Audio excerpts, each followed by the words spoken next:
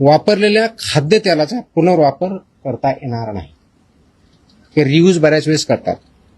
तर फसायच्या ज्या रुको गाईडलाईन आहेत, RUCO रुको गाईडलाईन्स आहेत, त्या गाईडलाईन्सचं इम्प्लिमेंटेशन करणं बंधनकारक आहे.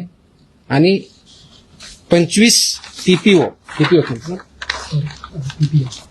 काय म्हणतो 20 पार्ट पर मिलियन त्याच्यावरती जर गेलं तर ते वापरता येत नाही. आता ठळकपणे आपल्या टेक्निकलच्या ऐवजी नॉर्मल भाषेत म्हणायचं तर त्या तळताना किंवा तेल जे आहे हे ज्यावेळेस करतात त्यावेळेस फ्लेम्स येतात, तर ते 25% जास्त असतं.